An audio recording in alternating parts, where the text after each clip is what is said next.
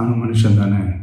அந்த நேரத்தில் அத்தனை பேர் பாதிக்கப்பட்டு இருக்கும்போது எப்படி அந்த ஊரை விட்டுட்டு என்னால் கிளம்பி வர முடியும்?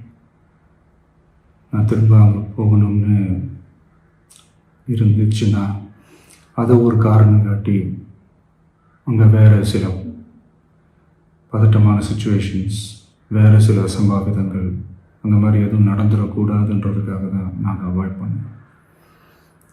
இந்த நேரத்தில் சொந்தங்களை இழந்து தவிக்கிற அத்தனை குடும்பங்களுக்கும் என்னுடைய ஆழ்ந்த இரங்கலை தெரிவிச்சுக்கிறேன். எனக்கு தெரியும் என்ன சொன்னாலும் இது ஈடேயாகாதுன்னு எனக்கு தெரியும். ஹாஸ்பிட்டலில் ட்ரீட் பண்ணிகிட்ருக்கிற எல்லாருமே சீக்கிரமாக க்யூர் ஆகி வரணுன்றதை இந்த நேரத்தில் நான் வேண்டிக்கிறேன்.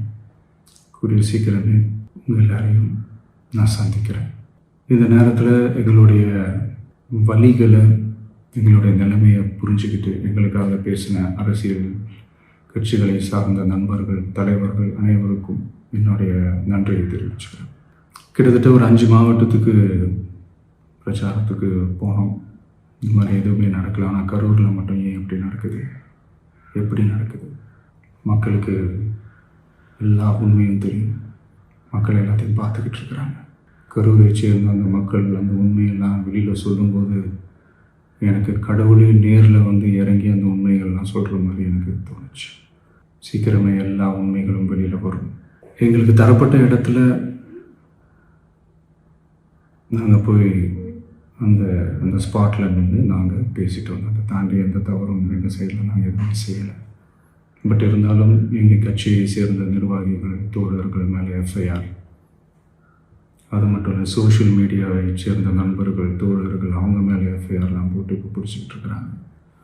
சிஎம் சார், உங்களுக்கு ஏதாவது இந்த பழி வாங்கணும் அப்படின்ற எண்ணம் ஏதாவது இருந்துச்சுன்னா என்ன வேணாலும் பண்ணுங்க. அவங்க மேலே கை வைக்காதீங்க. நான் ஒன்று வீட்டில் இருப்பேன், இல்லை நான் ஆஃபீஸில் இருப்பேன். என்ன வேணாலும் செய்யுங்க. நண்பர்களே, தோழர்களே,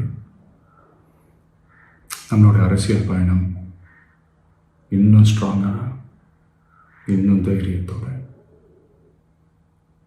கண்டினியூ ஆகும். தேங்க்யூ.